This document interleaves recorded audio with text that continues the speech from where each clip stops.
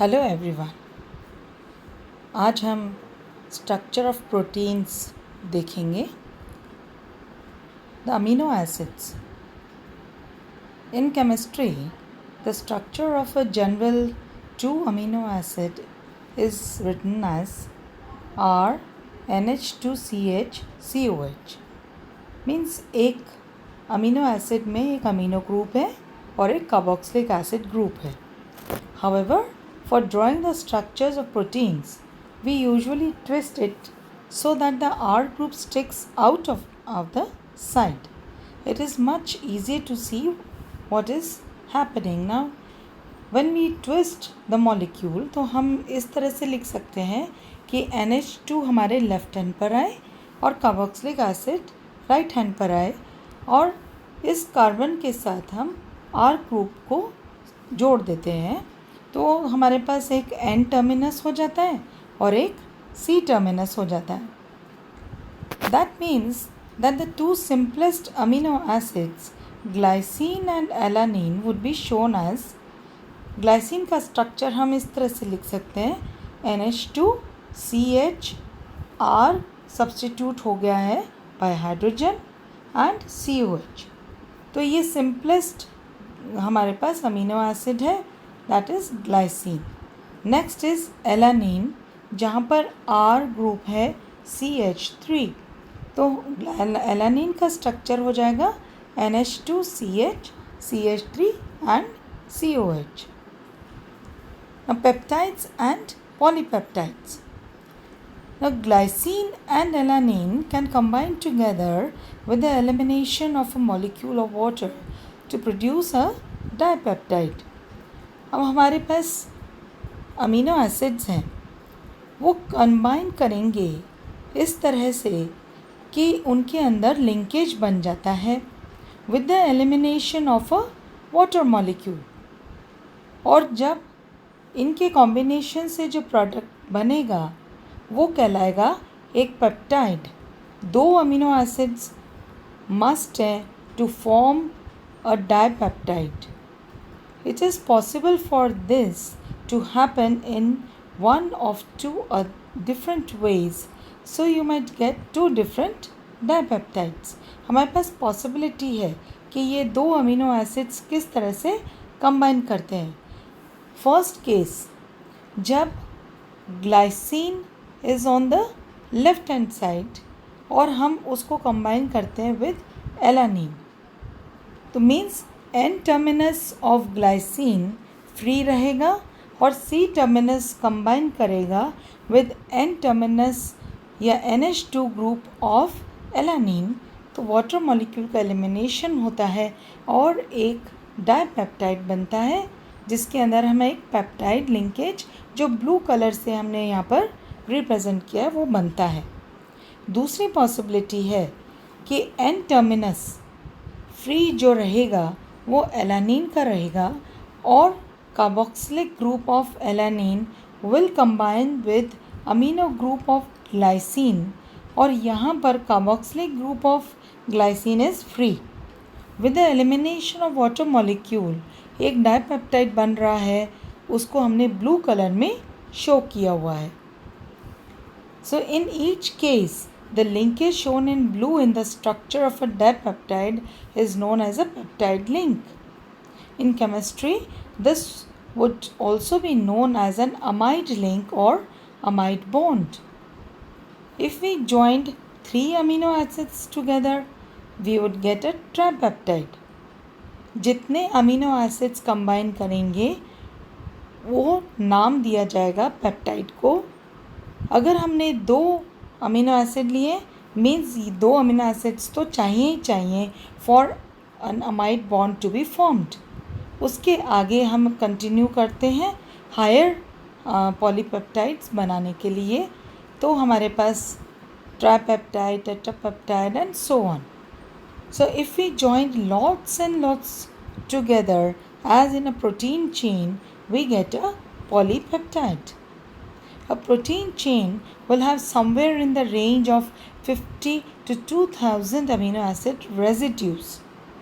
We have to use this term because, strictly speaking, a peptide chain isn't made up of amino acids. When the amino acids combine together, a water molecule is lost. The peptide chain is made up from what is left after the water is lost. So, in other words, is made up of amino acid residues. So, by convention, when drawing peptide chains, the NH2 group which hasn't been converted into a peptide link is written at the left hand end. The unchanged carboxylic group is written at the right hand end. The end of the peptide chain with NH2 group is known as N-terminal, and the end with carboxylic group is the C-terminal. So a protein chain with the N-terminal on the left will therefore look like this: NH2 CHR CO NH. Again, this is now when we start with NH, this is a new amino acid residue with CHR CO. This is the second amino acid combining with third amino acid NH CHR CO. So this carries on and finally हमारे पास carboxylic group free है, उसको हम C terminal कहते हैं. The R groups come from the 20 amino acids which occur in proteins. The peptide chain is known as the backbone and the R groups are known as side chains. तो हमारे पास एक जब proteins हैं उनके अंदर 20 amino acids हैं और वो आर इन्हीं अमीनो एसिड से हम उसको रिप्रेजेंट करते हैं. ये साइड चेन्स होती हैं और जो पेप्टाइड जो चेन बना है वो बैकबोन होता है. The primary structure of proteins.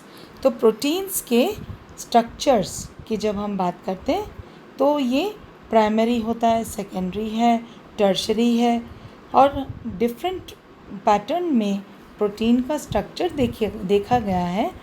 यहाँ हम प्राइमरी स्ट्रक्चर ऑफ प्रोटीन्स को स्टडी कर रहे हैं. At its simplest, the term is used to describe the order of amino acids joined together to make the protein. तो primary structure में हम क्या देखते हैं कि ऑर्डर ऑफ अमीनो एसिड्स जो ज्वाइन किया है to form a protein molecule. So this primary structure is usually shown by abbreviations for the amino acid residues. These abbreviations commonly consist of 3 letters or 1 letter. Using 3-letter abbreviations, a bit of protein chain might be represented by, for example, TRY, GLY, LYS, PRO, VAL. So these are all amino acids. So tryptophan, glycine, lysine, proline, valine, again glycine, lysine. So this is an order of amino acids जिन्होंने join किया है और एक particular protein का molecule बनाया है. The wider definition of primary structure includes all the features of a protein which are a result of covalent bonds. Obviously, all the peptide links are made of covalent bonds. तो जो amide bond बना है by a combination of 2 amino acids, तो वो एक covalent bond है, amide linkage. तो इसमें जितने भी हमारे पास प्राइमरी स्ट्रक्चर है उसमें कोवलेंट बॉन्ड्स होते हैं. But there is an additional feature in proteins which is also covalently bound. It involves the amino acid cysteine. Amino acid cysteine एक टिपिकल अमीनो एसिड है जिसके अंदर एक एडिशनल फीचर है. If 2 cysteine side chains end up next to each other because of folding in peptide chain, they can react to form a sulfur bridge. अगर हमारे पास 2 cysteine के side chains हमारे पास हैं तो वो इस तरह से फोल्ड हो जाती है पेप्टाइड चेन में कि वो एक सल्फर ब्रिज बनाता है. So this is another covalent link, and so some peptide count it as a part of primary structure of protein. तो sulfur bridge अगर बना है other than covalent bonds, इसको भी हम primary structure protein में लेते हैं. Now looking to the structure of cysteine, हम देख रहे हैं कि NH2CH अब R ग्रुप जो था उसके अंदर है CH2SH, सल्फ़र प्रेजेंट है. इसलिए जब दो सिस्टीन के मॉलिक्यूल्स पास पास आ जाते हैं अगर एक प्रोटीन की मॉलिक्यूल में, या जब हम इन अमीनो एसिड को लिंक करते हैं तब यहाँ पर सल्फ़र ब्रिज जो एडिशनल फीचर है ये बन जाता है और ये एक प्राइमरी स्ट्रक्चर प्रोटीन में इंक्लूडेड होता है. Because of the way sulfur bridges affect the way the protein folds, other people count this as a part of tertiary structure.